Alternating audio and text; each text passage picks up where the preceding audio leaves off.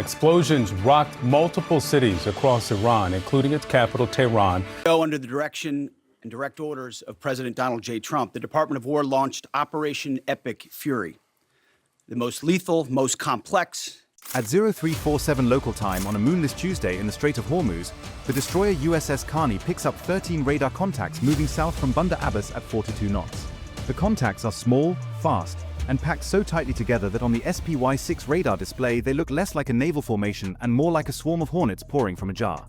Lieutenant Commander Dana Coyle, the tactical action officer on watch, sets down a paper cup of coffee she will not pick up again for 11 hours. She has 18 seconds to classify the contacts before the combat system demands she choose a response track. 18 seconds is generous. What she does not yet know is that these 13 boats are not the attack. They are the envelope. The letter inside is already somewhere else entirely. 312 nautical miles to the southwest, the aircraft carrier USS Dwight D. Eisenhower sits at the center of Carrier Strike Group 2, conducting routine flight operations in the Gulf of Oman. The strike group includes the guided missile cruiser USS Philippine Sea, the destroyer USS Gravely, and the fast combat support ship USS Arctic. 8,000 sailors, 65 aircraft, and roughly $14 billion worth of American steel are spread across 30 nautical miles of ocean. The Eisenhower's air wing has been flying sorties for 9 straight weeks. Pilots are sharp. Maintenance crews are tired. The ship has enough JP-5 aviation fuel for another 12 days of this tempo. After that, Arctic needs to refuel from a tanker that is, at this moment, still in the Indian Ocean. This is where the Islamic Revolutionary Guard Corps Navy sees its opening. Not in firepower, in timing. The IRGCN has studied American carrier strike group rotations with the patience of an accountant reading spreadsheets. They know the Eisenhower is at the tail end of its deployment cycle. They know Arctic is low. They know the replacement carrier, the USS Theodore Roosevelt, is still 13 days out, somewhere east of Diego Garcia. For 2 weeks, there is exactly one American carrier covering the entire Arabian Gulf and Gulf of Oman. The IRGCN has waited 4 months for this window. It is 21 hours wide. The plan, and it is, by any professional military standard, an elegant one, works like this. Phase 1 is noise. 13 Blade Runner 51 class fast attack craft launch from Bandar Abbas at staggered intervals, racing south toward the Strait of Hormuz at maximum speed.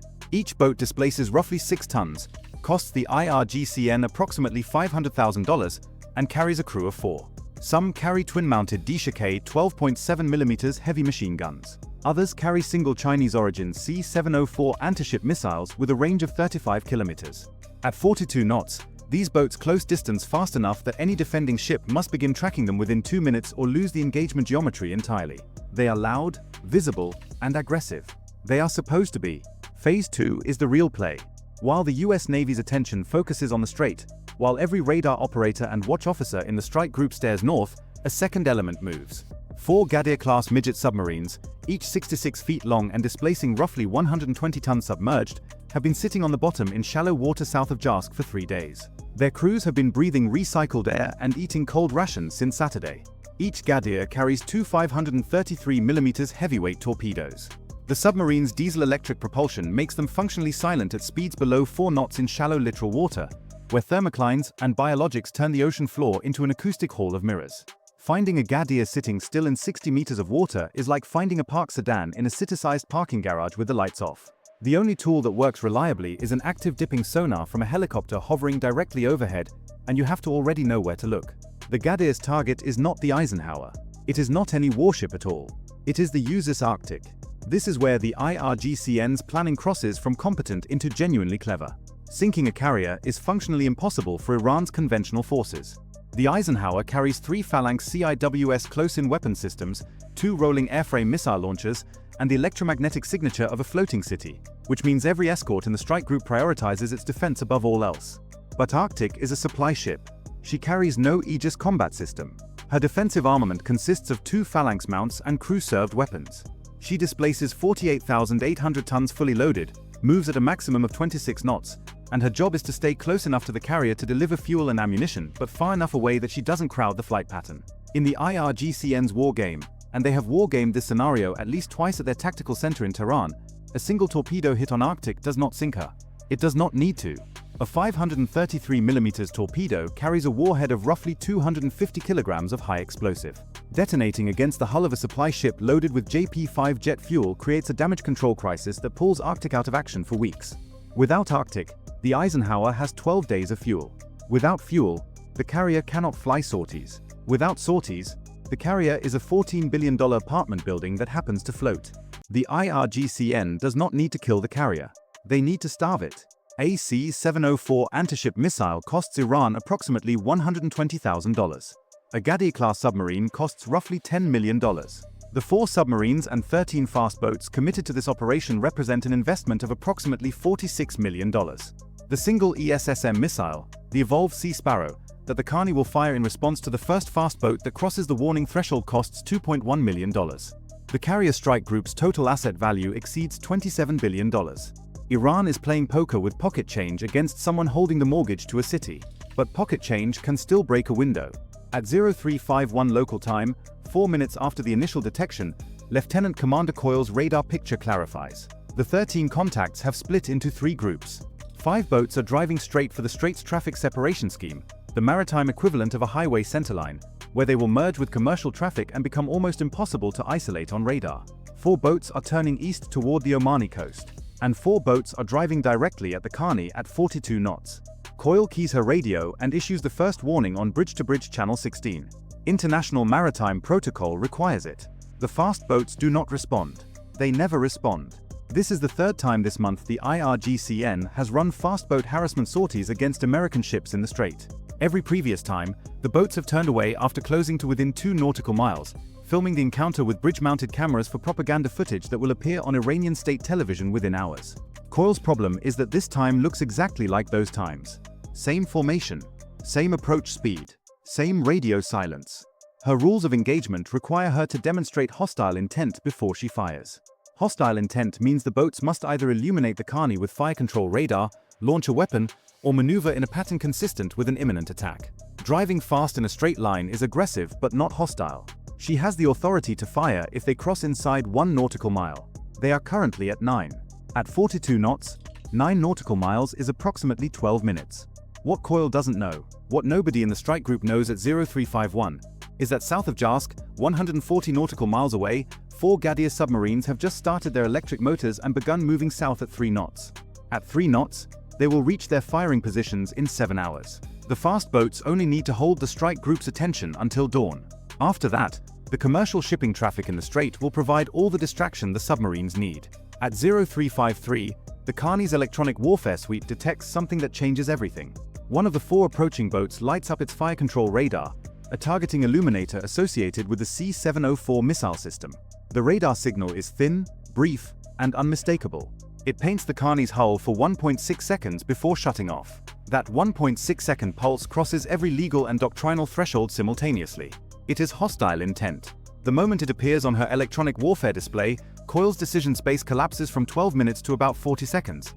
The time it would take a C-704 to cover the distance between the boat and the Khani at its cruise speed of Mach 0.8. Coyle does not hesitate. She orders the ship to general quarters and authorizes weapons free on the 4 approaching contacts. The Khani's Mk-45 5-inch gun mount rotates toward the lead boat. Simultaneously, the ship's SLQ-32 electronic warfare system begins jamming the C-704's terminal radar seeker frequency. At 0354, the Khani fires 2 ESSM missiles from her forward Mk-41 vertical launch system at the boat that illuminated her. The ESSM accelerates to Mach 4 and covers the distance in under 6 seconds. The first missile strikes the lead fast boat at the waterline. There is no secondary explosion. The boat was carrying machine guns, not missiles. The radar illumination came from a different boat in the group, one that is now turning hard to starboard at maximum speed, jamming its throttle forward, trying to disappear behind a northbound oil tanker. The second ESSM hits the second boat. The remaining 2 boats split and run north at 42 knots. Total engagement time, 9 seconds from weapons release to last impact. 2 $500,000 boats destroyed by 2 $2.1 million missiles. The math is already absurd. It is about to get worse. The moment the Khani opens fire, the strike group's entire defensive posture shifts. The Eisenhower halts flight operations and brings her escorts to battle readiness. The cruiser Philippine Sea reorients her SPY-6 radar to scan the northern Gulf. 2F divided by a -18F Super Hornets already airborne on a routine combat air patrol are redirected to the strait at full military power. An MH-60R Seahawk helicopter, already on an anti-submarine patrol south of the carrier, gets new tasking: extend its search pattern to cover the approaches from Jask. This helicopter is the variable the IRGCN did not could not account for. The Seahawk's crew, aviation warfare systems operator second-class Rivera and his pilot Lieutenant Yoon, have been flying a standard barrier patrol, a long racetrack pattern designed to screen the strike group's southern flank against submarine threats from the Indian Ocean. Their AN/AQS-22 dipping sonar is optimized for deep water contacts, fleet submarines, the kind Iran doesn't have. But when their tasking shifts to the JASC approaches, Rivera recalibrates his sonar for shallow water operations. He shortens his dip interval. He changes his processing filter from the deep water convergence zone algorithm to a bottom bounce mode that strips out seafloor returns and highlights anything that sounds mechanical. It is a manual adjustment that takes 11 seconds and is not part of the standard RET asking procedure. Rivera does it because he did his thesis at the Naval Postgraduate School on littoral anti-submarine warfare and has been arguing for 3 months that the strike group's ASW posture ignores shallow water diesel threats. 3 months of being told it wasn't a priority. 11 seconds to change a filter.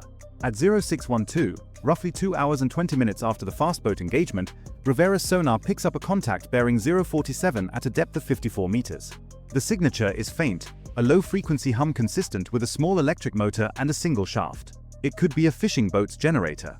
It could be a biological. Rivera dips again, 400 meters closer.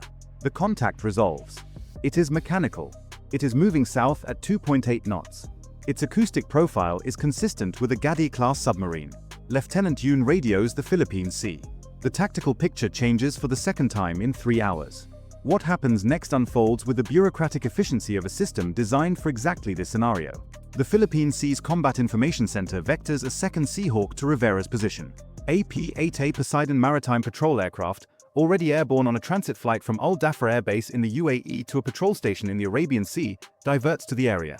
Within 22 minutes, there are 3 aircraft over the shallow water south of JASC, each carrying sonobuoy dispensers capable of seeding the ocean with passive listening devices. The first Gadir is prosecuted for 41 minutes. Prosecuted means tracked, localized, and held. A submarine that is being prosecuted knows it has been found because it can hear the active sonar pinging off its hull every 8 seconds. The Gadir does what Gadir crews are trained to do. It goes to the bottom, shuts down everything except life support, and waits. In deep water, against a nuclear submarine, this might work.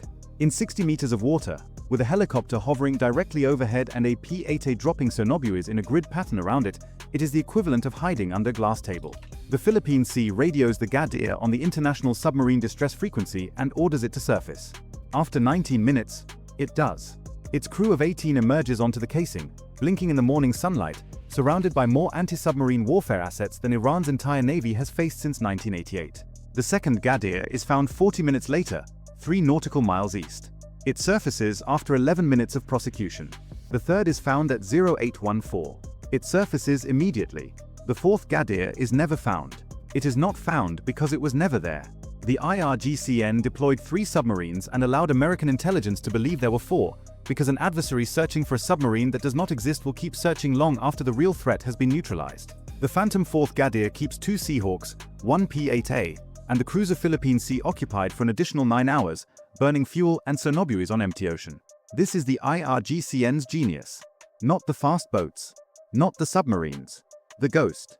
A submarine that doesn't exist costs nothing to deploy, nothing to fuel, nothing to crew, and nothing to lose. It cannot be sunk. It cannot be captured.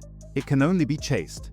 And every hour an American helicopter chases a Ghost, that helicopter is burning $14,000 in fuel and not doing something else. The total cost of the American response, missiles fired, aviation fuel burned, sonobuoys expended, flight hours logged, maintenance accelerated, will later be estimated by naval analysts at approximately $31 million. The IRGCN's total expenditure, including the 3 submarines they will eventually get back, is roughly $31.5 million, almost all of it in submarine construction costs from years earlier. Their sunk cost on the operation itself is approximately $1.2 million in fast boats and fuel. The exchange ratio is nearly even in dollar terms. The IRGCN lost 2 fast attack boats and their 8 crew members. They failed to hit Arctic. They failed to starve the carrier. But they proved, for $1.2 million, that they could force a $27 billion strike group to spend an entire operational day looking inward instead of projecting power outward. Every sortie that didn't fly over Yemen that day, every patrol that shifted south instead of covering the strait, every hour of crew rest that was lost, none of it shows up in the cost calculation, and all of it was the point. Lieutenant Commander Coyle finishes her watch at 1,500, 11 hours after she set down that cup of coffee. It is still sitting on the console where she left it, cold and untouched, a small ring of condensation marking the metal beneath it. She picks it up, looks at it, and drops it in the trash. In Tehran, the IRGC's after-action review will mark the operation as a partial failure. No damage to high-value targets, 3 submarines compromised, and 8 sailors killed. The fast boats did their job. The submarines did not. But in a locked annex to that report, a section accessible only to senior commanders notes with satisfaction that the Phantom 4th submarine held American assets in place for 9 hours at 0 cost and 0 risk. The recommendation is to study whether 5 Phantom submarines might hold them for 18.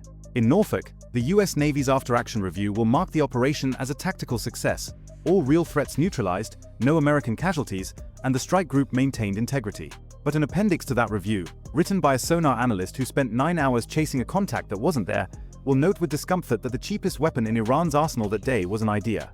It had no heat signature, no acoustic profile, no radar cross-section, and it worked longer than anything else they deployed.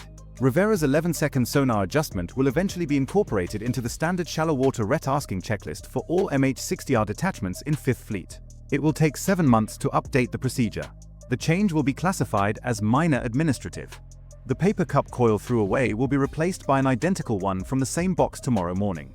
The coffee will be the same temperature. The strait will look the same on radar.